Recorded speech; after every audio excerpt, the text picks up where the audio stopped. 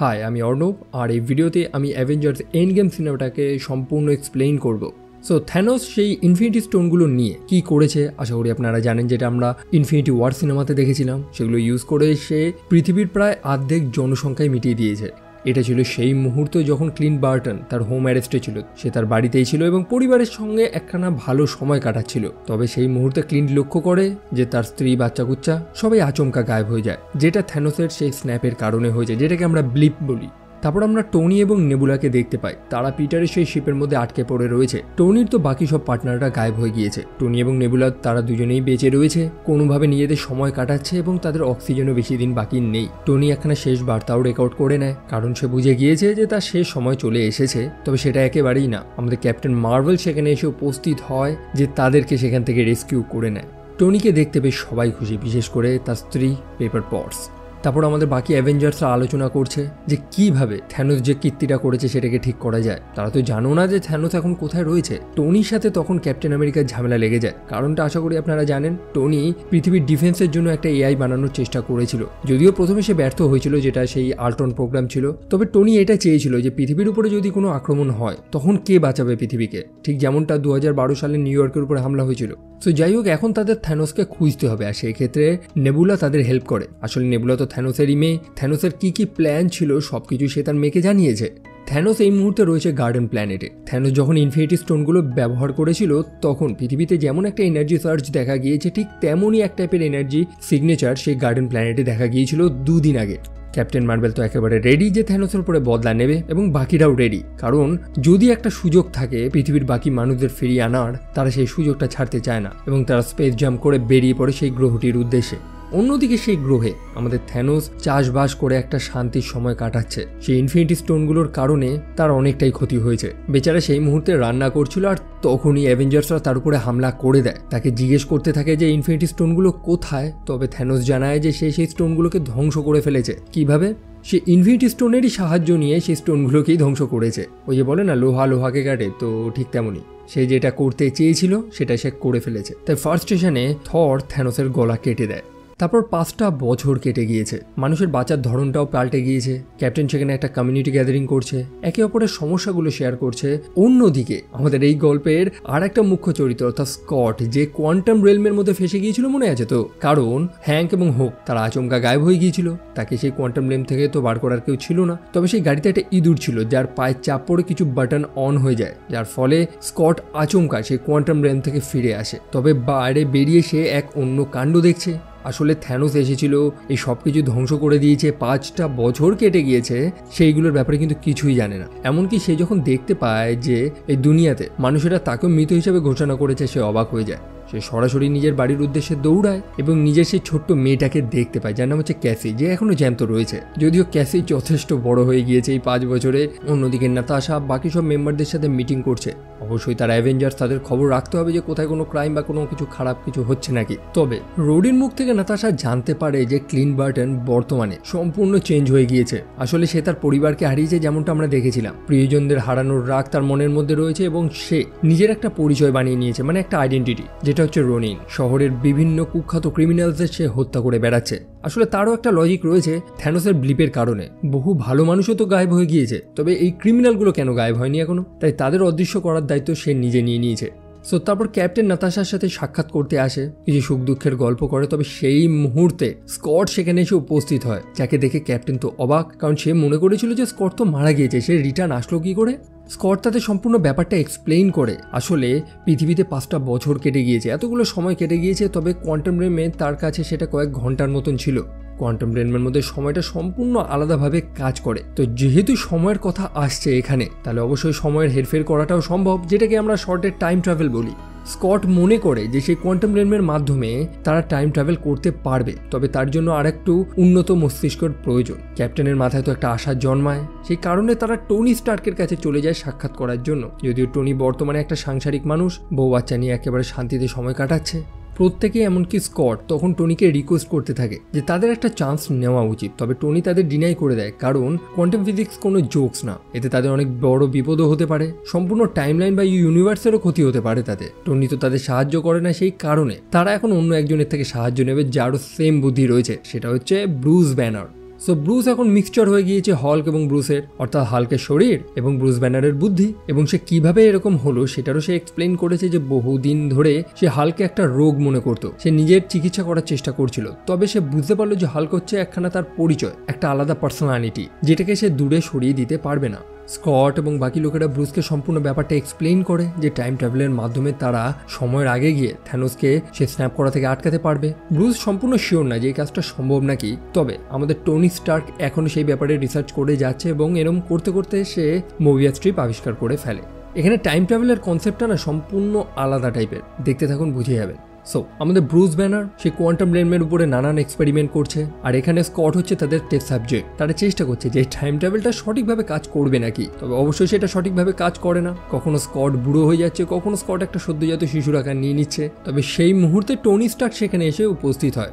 সে বুঝে গিয়েছে যে এই টাইম ট্রাভেল সম্ভব। একই সাথে সে ক্যাপ্টেন আমেরিকাকেও তার সেই ক্লাসিক শিল্ডটা দিয়ে দেয়, যেটা ক্যাপ্টেন আমেরিকা টনিকে দিয়ে দিয়েছিল সেই সিভিল ওয়ারের ঝামেলার সময়। সো এখন সময় হচ্ছে সম্পূর্ণ অ্যাভেঞ্জারদের টিমকে একত্রিত করতে হবে, মানে যারা যারা এখনো বেঁচে রয়েছে। নেবুলা আর রকেট তারাও এসে উপস্থিত হয় সেখানে। আমাদের ব্রুস এবং রকেট তারপর চলে যায় থরের সাথে সাক্ষাৎ করতে। আমরা দেখেছিলাম সম্পূর্ণ অ্যাসগার্ডের যেসব রিফিউজিরা ছিল তারা এখন পৃথিবীতেই বসবাস করছে। ভ্যালকারির সাথে তাদের সাক্ষাৎ হয়, তারা একটা স্বাভাবিক মানুষদের মতন জীবনযাপন করছে, এবং তারপর থরের সাথে গিয়ে তারা সাক্ষাৎ করে, যার অবস্থাটা দেখে সত্যি খুবই মায়া লাগছিল।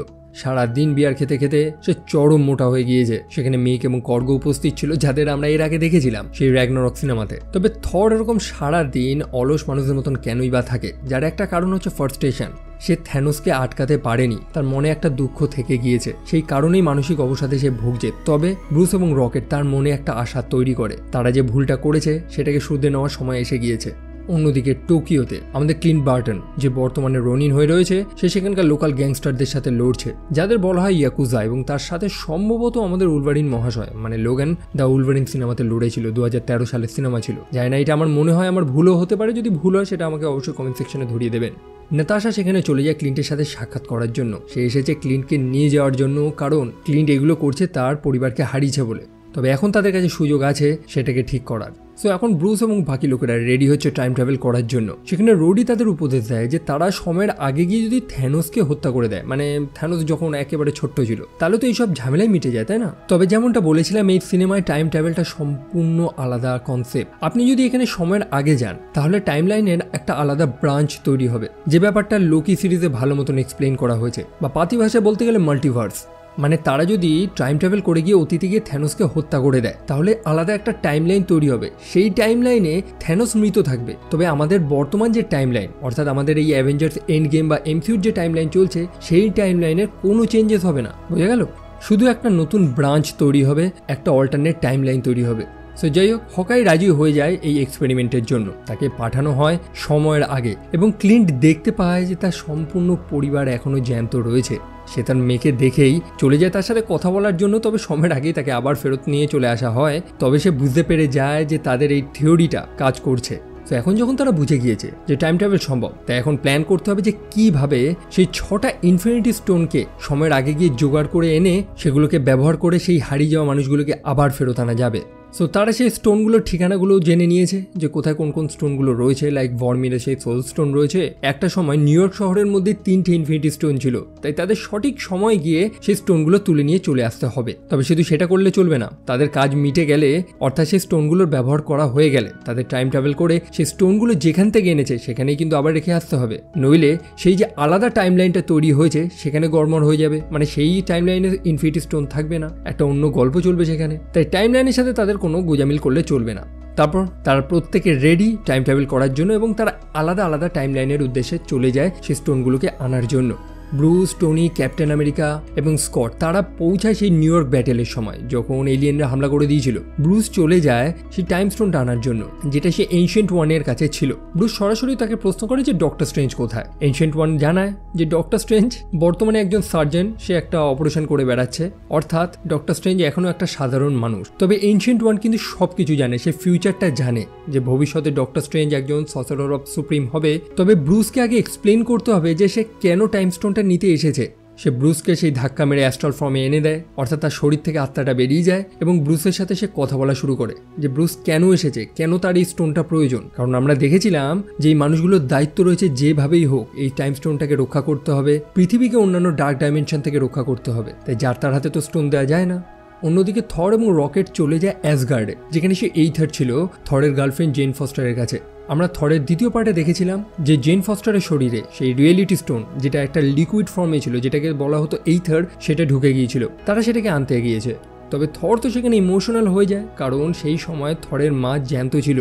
অন্যদিকে নেবুলা এবং রোডি চলে যায় মোরাগ নামক আর একটা প্ল্যানেটে। তখন টাইমলাইনটা ছিল 2014। সেখানে তারা গিয়েছে পাওয়ার স্টোনটা আনার জন্য। 2014 সালে টাইমলাইনটা আশা করি জানেন, গার্ডিয়ান অফ দ্য গ্যালাক্সির যে সময়টা ছিল সেটা। আমাদের স্টার লর্ড অর্থাৎ পিটার কুইল আসবে সেই স্টোনটাকে নেওয়ার জন্য। তবে সে একা না, আর একজনও সেখানে আসবে। সেটা হচ্ছে নেবুলার অতীত ফর্ম, অর্থাৎ আগের নেবুলা, যখন সে থ্যানোসের সব কথা মান্য করতো। তবে সেখানে এক কাণ্ড ঘটেছে। সেই একই টাইমলাইনে তো দুটো নেবুলা রয়েছে না, মানে যে ফিউচার থেকে এসছে এবং সেই টাইমলাইনে যে আর একটা নেবুলা ছিল সে। আর দুজনেরই মেমোরি কনসেপ্ট যেহেতু সেম, সেই কারণে থ্যানোসের কাছে থাকা নেবুলার থেকে থ্যানোস সত্যটা জানতে পেরে যায় যে সেই পাওয়ার স্টোনটা আনার জন্য অন্যান্য মানুষেরাও এসেছে। তারপর টনি গিয়ে পৌঁছায় সেই অ্যাভেঞ্জার্স টাওয়ারে। আমরা সেই অ্যাভেঞ্জার্স সিনেমাতেই দেখেছিলাম যে তারা লোকিকে হারিয়ে ফেলেছে। সেখানে আরও দুটো স্টোনও ছিল। একটা হচ্ছে লোকির সেই স্কেপটার, যার মধ্যে ছিল মাইন্ড স্টোন, এবং সেই টিসারাক্ট, যেটা হচ্ছে স্পেস স্টোন। সো এবার বোঝা গেল নিউ ইয়র্কের মধ্যেই কিন্তু 3টে ইনফিনিটি স্টোন ছিল। সেই অ্যাভেঞ্জার্স বিল্ডিংয়ের মধ্যেই দুটো, অর্থাৎ মাইন্ড স্টোন এবং স্পেস স্টোন, এবং আর একটা হচ্ছে টাইম স্টোন, যেটা সেই এনশিয়েন্ট ওয়ানের কাছে রয়েছে, যার কাছে গিয়েছে আমাদের হাল্ক। ক্যাপ্টেন আমেরিকা খুবই বুদ্ধি করে সেই মাইন্ড স্টোনটা নিয়ে চলে আসে সেই হাইড্রার লোকেদের কাছে। জাস্ট সে একটাই কথা বলে যে হেইল হাইড্রা। সবাই ভেবে নেয় যে ক্যাপ্টেন আমেরিকা হয়তো হাইড্রার দলে রয়েছে এবং তারা বিশ্বাস করে ক্যাপ্টেনের কাছে সেই লুকি স্কেপটারটা দিয়ে দেয়। অন্যদিকে টনি গিয়েছে সেই টিসার একটা আনার জন্য। তবে সেখানে এক কাণ্ড ঘটেছে। সে অনেক প্ল্যান করে সে টিজার একটা নিয়ে সেখান থেকে বেরোতেই যাবে, তবে আমাদের হাল্ক তখন এতটাই অ্যারোগেন্ট ছিল যার বাদরামির কারণে অ্যাক্সিডেন্টলি টনির হাত থেকে সেই টিজার একটা বেরিয়ে যায় এবং লোকি সেটা নিয়ে পালিয়ে চলে যায়। কোথায় পালিয়ে চলে যায় সেটা জানার জন্য আপনাকে লোকি সিরিজটা দেখতে হবে, যেটা আমি অলরেডি এক্সপ্লেন করে দিয়েছি। সো লোকি তো পালিয়ে গিয়েছে। অন্যদিকে ক্যাপ্টেন আমেরিকা যখন সে স্কেপটারটা নিয়ে বেরোচ্ছিল, তখন সেই টাইম লাইনের ক্যাপ্টেন আমেরিকার সাথে তার মুখোমুখি হয়। 2012 সালের ক্যাপ্টেন আমেরিকা ভেবেছে যে এটা হয়তো লোকি, কারণ লোকি তো রূপ পরিবর্তন করতে পারে। আর ব্যাস, দুই ক্যাপ্টেন আমেরিকার মধ্যে লেগে যায় সেখানে ঝামেলা। যদিও আমাদের বর্তমান যে ক্যাপ্টেন আমেরিকা রয়েছে, যে সেই স্টোনগুলো আনতে গিয়েছিল, সে তার অতীতকে নকডাউন করে সেখান থেকে বেরিয়ে যায়। অন্যদিকে আমাদের ব্রুস এনশিয়েন্ট ওয়ানকে সম্পূর্ণ এক্সপ্লেইন করছে যে কেন তাদের সেই স্টোনটা প্রয়োজন। এনশিয়েন্ট ওয়ান বলছে যে সে যদি ব্রুসকে স্টোনটা দিয়ে দেয়, তাহলে তাদের যে এই টাইমলাইনটার কি হবে, তারা কিভাবে পৃথিবীকে রক্ষা করবে। ব্রুস তাদের জানায় তারা যখন সেই স্টোনটা ব্যবহার করে নেবে, তারা তৎক্ষণাৎ এই টাইমলাইনে এসে যেখান থেকে স্টোনটা নিয়ে গেছে সেখানেই আবার ফেরত দিয়ে যাবে। তাহলে কি হলো, দুটো টাইমলাইনে একেবারে সঠিক থাকলো, কোনোটারই ক্ষতি হলো না। মানে আপনি যদি বুঝতে না পারেন, আপনাকে আরও সহজ ভাষায় বলে দিই, আপনার ধরুন দামি একখানা সোনার জিনিস হারিয়ে গিয়েছে, আপনি টাইম ট্রাভেল করে আপনার নিজেরই কাছ থেকে সেই জিনিসটা চুরি করে নিয়ে চলে আসলেন। সো বর্তমানে আপনার কাছে সেই সোনার জিনিসটা রয়েছে, আপনি খুবই হ্যাপি। তবে সেই টাইমলাইনে যার থেকে আপনি চুরি করলেন, মানে আপনার নিজেরই থেকে তো চুরি করলেন, সে তো বেচারা দুঃখ পেয়ে গেল যে তার সোনার জিনিসটা চুরি হয়ে গেল। সো এই হচ্ছে ব্যাপার। আমাদের ব্রুস তখন এনশিয়েন্ট ওয়ানকে জানায় যে এই টাইম স্টোনটা যদি এত ইম্পর্টেন্ট হয়, তাহলে ডক্টর স্ট্রেঞ্জ কেনই থ্যানোসকে সেই স্টোনটা দিয়ে দিল। তখন এনশিয়েন্ট ওয়ান ভাবতে থাকে যে ডক্টর স্ট্রেঞ্জ যখন দিয়েছে, সে অবশ্যই কোনো কারণের জন্য দিয়েছে। এই সব কিছুই একটা বড় প্ল্যানের অংশ। এনশিয়েন্ট ওয়ান বিনা দ্বিধায় ব্রুসকে তখন সেই স্টোনটা দিয়ে দেয়। আমাদের থর তার মায়ের সাথে সাক্ষাৎ করে, যদিও তার মা থরকে দেখে বুঝতেই পেরে গিয়েছে যে সে ফিউচার থেকে এসেছে, কারণ সে ম্যাজিক ট্যাজিক জানে একটু। সে বুঝতেও পারে যে তার ছেলে বর্তমানে ডিপ্রেশনে রয়েছে, সে একটা ভুল করেছিল, সেটাকে সে ঠিক করতে চাইছে, তাই যেটা হওয়ার সেটা তো হবেই। থরের মনে এই কারণে দুঃখ, কারণ এটা হচ্ছে সেই দিনটা যেদিন তার মা মারা যাবে। তবে এই দিকে এখন তাকে ফোকাস করলে চলবে না। আমাদের রকেট জেনে শরীর থেকে সেই এথারটাকে এক্সট্রাক্ট করে নিয়েছে। অন্যদিকে থরও হাত বাড়িয়ে তার হাতুড়িটাকে ডেকে নেয়, অর্থাৎ যেটা ছিল মিউনির, এবং বুঝে যায় যে সে এখনো যোগ্য। তারপর তারা বেরিয়ে যায়। অন্যদিকে মোরাক নামক প্ল্যানেটে কুইল গিয়েছে সেই স্টোনটাকে চুরি করার জন্য। তবে কুইলকে তারা পিটি অজ্ঞান করে রোডি এবং নেবুলা যখন স্টোনটা নিয়ে পালাবে, সেই মুহূর্তে নেবুলার মাথায় কিছু একটা সমস্যা হয়। রোডি তো টাইম ট্রাভেল করে চলে যায় ফেরত নিজের সময়, তবে নেবুলা ফেসে যায়। কারণ নেবুলা হচ্ছে অনেকটা সাইবর্গ টাইপের, মানে তার শরীরে কিছু পার্ট মেশিনের, তাদের দুজনেরই মেমোরি কনসিয়াস সেম। সেই কারণে থ্যানোস তার মাথাকে ম্যানিপুলেট করতে পারতো। তার মেমোরিটাকে ঘেটে সব ব্যাপার জেনে যায় যে ভবিষ্যতে থ্যানোস জিতে যাবে A to Z। অন্যদিকে টনি তো আপসেট হয়ে বসে রয়েছে, কারণ হালকে সেই পাগলামির কারণে লোকি তো সেই টিসরাক্ট নিয়ে পালিয়ে গিয়েছে। এখন তারা সেটাকে পাবে কোথার থেকে, কারণ সেই টাইমলাইনে তো আর টিসরাক্ট নেই। সেই কারণে তাদের একটা অন্য টাইমলাইনে যেতে হবে। ক্যাপ্টেন এবং টনি চলে যায় 1970 সালের নিউ জার্সিতে, যে সময় হ্যাঙ্ক পিম অর্থাৎ যে সেই পিম পার্টিকেলটা বানিয়েছে এবং টনি স্টার্কের পিতা অর্থাৎ হাওয়ার্ড স্টার্ক তারা একসাথে কাজ করতো। এখানে তারা এক ঢিলে দুটো পাখি মারবে। একদিকে ক্যাপ্টেন সেই পিম পার্টিকেলগুলো চুরি করবে, কারণ পিম পার্টিকেলগুলো ছাড়া তারা টাইম ট্রাভেল করতে পারবে না, কারণ এই কোয়ান্টাম রেমে তাদের ট্রাভেল করতে গেলে হ্যাঙ্ক পিমের বানানো পিম পার্টিকেলটা প্রয়োজন তাদের। আমাদের স্টিভ রজার অর্থাৎ ক্যাপ্টেন আমেরিকা সেই পিম পার্টিকেলগুলো চুরি করে নেয়, তবে সে তার পুরনো ভালোবাসা অর্থাৎ পেগি কার্টারকে সেখানে দেখতে পায়। অন্যদিকে টনি যখন সেই টিথ্রাকটা চুরি করে নিয়ে বেরোবে, সে তার নিজেরই পিতার মুখোমুখি হয়ে যায় অর্থাৎ হাওয়ার্ড স্টার্ক। টনি প্রচণ্ড নার্ভাস হয়ে যায় নিজের পিতাকে সামনে দেখে, কারণ অনেক ছোটবেলায় সে তার পিতাকে হারিয়েছিল। তবে এই সময়টাকে সে ছাড়তে চায় না। টনি নিজের পরিচয়টা তো দেয় না, তবে তার সাথে মন খুলে গল্প করে নেয়। সে নিজেরও ব্যাপারে জানায় যে তার একটা মেয়েও হয়েছে ও ইত্যাদি ব্যাপার। এবং অবশেষে আমরা হাওয়ার্ড স্টার্কের যে অ্যাসিস্ট্যান্ট রয়েছে তাকেও দেখতে পাই, যার নাম হচ্ছে জার্ভিস, আর সেই নাম দিয়েই তো টনির সেই এআইটা তৈরি হয়েছিল। তবে দুর্ভাগ্যবশত আমাদের নেবুলা ধরা পড়ে গিয়েছে। তার সামনে রয়েছে থ্যানোসের সেই দুই মেয়ে, একটা হচ্ছে গামোরা এবং আরেকটা হচ্ছে নেবুলা অর্থাৎ 2014 সালের নেবুলা। অন্যদিকে হকাই এবং ব্ল্যাক উইডো মানে নাতাশা তারা সেই ভর্মির প্ল্যানেটটিতে গিয়ে পৌঁছায় এবং রেড স্কালের মুখোমুখি হয়, যে সেই সোল স্টোনটাকে দেখাশোনা করে। তবে সেখানে একটা নিয়ম আছে, সেটা তো আপনারা জানেন, একটা আত্মার বদলে আত্মা। সেই স্টোন পেতে হলে আপনাকে একটা বলিদান দিতে হবে, আর সেই নিয়ে নাতাশার মধ্যে ঝামেলা লেগে যায়। নাতাশা অনেক ভুল করেছে, সেগুলোকে শুধরাতে চায়, সে সবাইকে বাঁচাতে চায়, সেই কারণে সে নিজের জীবনটা দিয়ে দিতে চাইছে। অন্যদিকে ক্লিন্ট নাতাশাকে ভালোবাসে। ক্লিন্ট রিসেন্টলি অনেক খুনাখুনি করেছে সেই রোনিন সেজে, তাই সেও তার পাপের প্রায়শ্চিত্তগুলো করতে চায়। তবে অনেক ঝামেলার পরে অবশেষে নাতাশা বুদ্ধি করে ক্লিন্টকে আটকে দেয় এবং নিজের বলিদানটা দিয়ে দেয়। আর সেই চুক্তি অনুযায়ী ক্লিন্টের কাছে সোল স্টোন চলে এসেছে। তারপর তারা প্রত্যেকে ফিরে এসেছে এবং সবাই এটা লক্ষ্য করে যে নাতাশা সেখানে নেই, যার কারণটা আমরা প্রত্যেকেই জানি। সো তাদের কাছে সব স্টোনগুলো তো এখন চলে এসেছে। এখন টনির বানানো একটা গান্টলেটে সেই স্টোনগুলো তারা ফিক্স করে নিয়েছে এবং এখন প্ল্যান করছে যে কে সেই গান্টলেটটা পরে সেই তুড়িটা মারবে, মানে সেই স্টোনগুলোকে ব্যবহার করবে। তবে হাল্ক তাদের আটকে দেয়, কারণ সেই স্টোনগুলোর মধ্যে প্রচুর পরিমাণে গামা রেডিয়েশন রয়েছে, যেটা সবাই সচরাচর সহ্য করতে পারবে না, মানুষরা তো পারবেই না। তবে আমরা জানি যে হাল্ক মহাশয় কিভাবে তৈরি হয়েছিল, অতিরিক্ত গামা এক্সপোজারের কারণে, তাই এই রেডিয়েশনটা সে সহ্য করতে পারবে।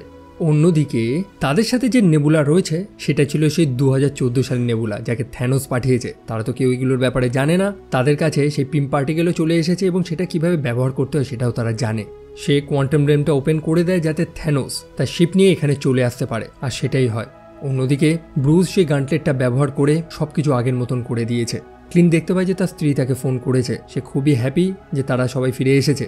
তবে আমাদের থ্যানোসও তো ফিরে এসেছে, আর ব্যাস সে অ্যাভেঞ্জার্স কম্পাউন্ডের মধ্যে গোলাবর্ষণ শুরু করে দেয়। সে যদিও ভাগ্যের জোরে আমাদের হিরোরা এখনো পর্যন্ত জ্যান্ত রয়েছে। থ্যানোস নেবুলাকে পাঠিয়ে দেয় সেই স্টোনগুলোকে আনার জন্য। অন্যদিকে গামোরা, যার মনটা বরাবরই ভালো ছিল, কারণ আমরা প্রথম থেকেই দেখেছি যে সে তার পিতা অর্থাৎ থ্যানোসকে পছন্দ করতো না, সেই আটকে পড়ে থাকা নেবুলাকে সাহায্য করে। তারপর টনি, ক্যাপ্টেন এবং থর তারা থ্যানোসের মুখোমুখি হয়। থ্যানোস তো বিন্দাস চুপচাপ বসে রয়েছে। তবে এবারে থ্যানোসের অ্যাটিটিউডে অনেকটা পরিবর্তন দেখেছি, যেটা আমরা ইনফিনিটি ওয়ার সিনেমাতে দেখিনি। থ্যানোস এখন নেচারকে ব্যালেন্স করতে চাইছে না, বরং সে সম্পূর্ণ পৃথিবীকে ধ্বংস করতে চাইছে, যেটাতে সে মজা পাবে। কারণ সে যতবারই পৃথিবীর অর্ধেক জনসংখ্যা উড়িয়ে দিক না কেন, এই অ্যাভেঞ্জার্সরা আবার চলে আসবে সেটাকে ঠিক করার জন্য, যেটা সে চায় না। সে সবাইকে এবার মেরে ফেলবে। অন্যদিকে গামোরা এবং ভালো নেবুলা যখন বেরোচ্ছিল, সেই মুহূর্তে খারাপ নেবুলা সেখানে চলে আসে তাদের আটকানোর জন্য। আর যেহেতু তাদের কাছে আর কোনো রাস্তা নেই, তাই তারা নেবুলাকে হত্যা করে ফেলে, খারাপ নেবুলাকে। অন্যদিকে থর, ক্যাপ্টেন আমেরিকা, বাকি সবাই তো থ্যানোসের সাথে লড়ছে। তবে থ্যানোসের এতটাই জোর যে তারা লড়ে পারছিল না। আর সেখানে আমরা আর একটা আনএক্সপেক্টেড জিনিস দেখি, যখন ক্যাপ্টেন আমেরিকা থরের সেই মিওনিটকে লিফট করে নেয়।